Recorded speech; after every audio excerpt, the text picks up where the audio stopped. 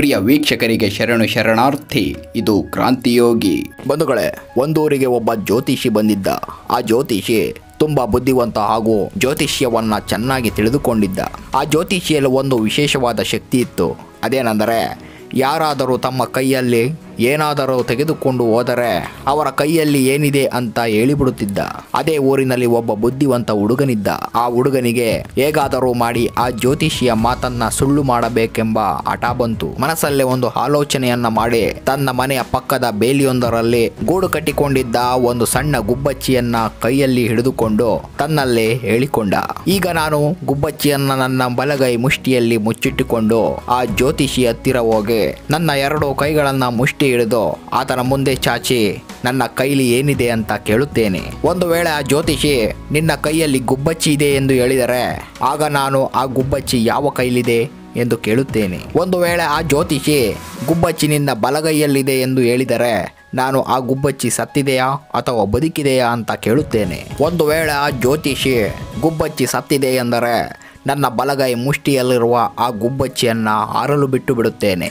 ಒಂದು ವೇಳೆ ಆ ಜ್ಯೋತಿಷಿ ಗುಬ್ಬಚ್ಚಿ ಬದುಕಿದೆ ಎಂದರೆ ನನ್ನ ಬಲಗೈ ಮುಷ್ಟಿಯಲ್ಲಿರುವ ಈ ಗುಬ್ಬಚ್ಚಿಯನ್ನು ಉಸಿರುಗಟ್ಟುವಂತೆ ಮಾಡಿ ಮುಷ್ಟಿ ಬಿಗಿ ಹಿಡಿದು ಕೊಂದು ಹಾಕುತ್ತೇನೆ ಅಂತ ತನ್ನ ಮನಸ್ಸಿನಲ್ಲೇ ಆಲೋಚಿಸುತ್ತಾ ಗುಬ್ಬಚ್ಚಿಯನ್ನು ತನ್ನ ಬಲಗೈ ಮುಷ್ಟಿಯಲ್ಲಿ ಹಿಡಿದುಕೊಂಡು ಯಾರಿಗೂ ಕಾಣದಂತೆ ಆ ಜ್ಯೋತಿಷಿಯ ಹತ್ತಿರ ಹೋದ. ಅಲ್ಲಿ ಒಂದು ಕಡೆ ಜ್ಯೋತಿಷಿ ಕುಂತಿದ್ದ. ಅವನ ಮುಂದೆ ಎಲ್ಲ ಜನಗಳು ಪ್ರಶ್ನೆಯನ್ನು ಕೇಳುತ್ತಾ ಕಾದು ಕುಳಿತಿದ್ರು. ಆ ಜ್ಯೋತಿಷಿ ಹುಡುಗನನ್ನ ನೋಡಿ, ಏನಪ್ಪ ನಿನ್ನ ಸಮಾಚಾರ ಅಂತ ಕೇಳ್ದ. ಅದಕ್ಕೆ ಆ ಹುಡುಗ, ನಿಮ್ಮನ್ನ ಒಂದೆರಡು ಪ್ರಶ್ನೆ ಕೇಳಲು ಬಂದಿದ್ದೇನೆ ಎಂದು ಹೇಳಿದ. ಆಗ ಆ ಜ್ಯೋತಿಷಿ, ಅದಕ್ಕೇನಂತೆ ಕೇಳು ಎಂದಾಗ ಆ ಹುಡುಗ ಮುಷ್ಟಿ ಕಟ್ಟಿದ ತನ್ನ ಎರಡು ಕೈಗಳನ್ನ ಮುಂದೆ ಚಾಚಿ ನನ್ನ ಕೈಲಿ ಏನಿದೆ ಎಂದಾಗ ಆ ಜ್ಯೋತಿಷಿ ನಿನ್ನ ಕೈಯಲ್ಲಿ ಗುಬ್ಬಚ್ಚಿದೆ ಎಂದ. ಆ ಹುಡುಗನಿಗೆ ತುಂಬಾ ಆಶ್ಚರ್ಯ ಆಗೋಯ್ತು. ಆಗ ಆ ಹುಡುಗ ಗುಬ್ಬಚ್ಚಿ ಯಾವ ಕೈಲಿದೆ ಎಂದಾಗ ಆ ಜ್ಯೋತಿಷಿ ಗುಬ್ಬಚ್ಚಿ ನಿನ್ನ ಬಲಗೈನಲ್ಲಿದೆ ಅಂತ ಹೇಳ್ತಾನೆ. ಮತ್ತೆ ಆ ಹುಡುಗ, ಹಾಗಾದರೆ ನನ್ನ ಬಲಗೈನಲ್ಲಿರುವ ಗುಬ್ಬಚ್ಚಿ ಸತ್ತಿದೆಯಾ ಅಥವಾ ಬದುಕಿದೆಯಾ ಎಂದು ಕೇಳಿದಾಗ ಆ ಜ್ಯೋತಿಷಿ, ಮಗು, ಆ ಗುಬ್ಬಚ್ಚಿ ಸಾಯುವುದು ಬದುಕುವುದು ನಿನ್ನ ಕೈಲೇ ಇದೆ ಅಂತ ಹೇಳ್ತಾನೆ. ಬಂಧುಗಳೇ, ನಾನು ಬುದ್ಧಿವಂತ ಅಂದುಕೊಂಡ್ರೆ ಅದು ಒಳ್ಳೆಯದು, ಆದರೆ ನಾನೇ ಬುದ್ಧಿವಂತ ಅಂದುಕೊಳ್ಳೋದಿದೆಯಲ್ಲ ಅದು ತುಂಬಾನೇ ತಪ್ಪು. ಯಾಕಂದರೆ ಈ ಪ್ರಪಂಚದಲ್ಲಿ ಮರಕ್ಕಿಂತ ಮರಗಳು ದೊಡ್ಡದಾಗಿರ್ತವೆ, ಬುದ್ಧಿವಂತರಿಗಿಂತ ಬುದ್ಧಿವಂತರಿರ್ತಾರೆ. ಆ ಜ್ಯೋತಿಷಿ ಹೇಗೆ ಆ ಹುಡುಗನ ಕೈಲಲ್ಲಿ ಗುಬ್ಬಚ್ಚಿ ಬದುಕೋದು ಸಾಯೋದು ನಿನ್ನ ಕೈಲೇ ಇದೆ ಅಂತ ಹೇಳ್ತಾನೋ, ಅದೇ ರೀತಿ ನಮ್ಮ ಭವಿಷ್ಯ ನಮ್ಮ ಕೈಲೇ ಇದೆ. ನಮ್ಮ ಕೈಯಲ್ಲಿರುವ ನಮ್ಮ ಭವಿಷ್ಯವನ್ನ ಬದುಕಿಸಿ ಬಾಳುವುದು ಹಾಗೂ ನನಗೆ ಭವಿಷ್ಯವೇ ಇಲ್ಲ, ನಾನೊಬ್ಬ ನತದೃಷ್ಟ ಎಂಬ ದರಿದ್ರ ಮನಸ್ಥಿತಿಯನ್ನ ನಿಮ್ಮ ತಲೆಗೆ ತುಂಬಿಕೊಂಡು ನಿಮ್ಮ ಬಂಗಾರದಂತಹ ಭವಿಷ್ಯವನ್ನ ನಾಶ ಮಾಡಿಕೊಂಡು ಸಾಯುವುದು ನಿಮ್ಮ ಕೈನಲ್ಲಿಯೇ ಇದೆ. ನಮ್ಮ ಭವಿಷ್ಯವನ್ನ ನಮ್ಮ ಕೈಯಲ್ಲೇ ಇಟ್ಟುಕೊಂಡು ಉತ್ತಮ ಭವಿಷ್ಯಕ್ಕಾಗಿ ಎಲ್ಲೆಲ್ಲೋ ಅಲೆಯುವುದು ಎಂಥ ದಡ್ಡತನ. 100ಕ್ಕೆ 99% ಭಾಗ ಪ್ರಯತ್ನ ಪಡಿ ಹಾಗೂ 1% ವಿಶ್ವಾಸವನ್ನ ಆ ಭಗವಂತನ ಮೇಲಿಡಿ. ಆಗ ಯಶಸ್ಸು ನಿಮ್ಮದಾಗುತ್ತದೆ. ಯಾವುದೇ ಪ್ರಯತ್ನವನ್ನು ಮಾಡದೆ ಫಲ ಸಿಗಲಿ ಅಂದರೆ ಅದು ಮೂರ್ಖತನವೇ ತಾನೇ.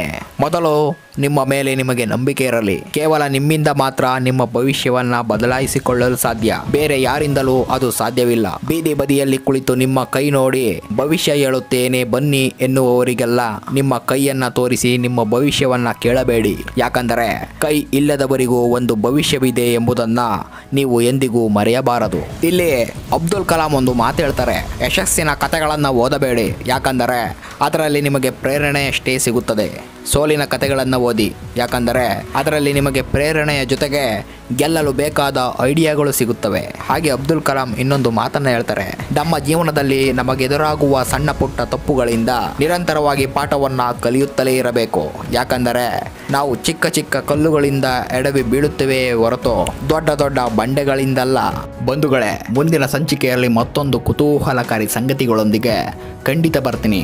ಲೈಕು, ಶೇರು, ಸಬ್ಸ್ಕ್ರೈಬ್ ಮಾಡ್ತಾ ಇರಿ ಅಂತ ಹೇಳ್ತಾ ಅಲ್ಲಿಯವರೆಗೂ ಕ್ರಾಂತಿಯೋಗಿಯ ಶರಣಾರ್ಥಿಗಳನ್ನು ತಿಳಿಸ್ತಾ ಮತ್ತೆ ಸಿಗೋಣ. ಜೈ ಹಿಂದ್.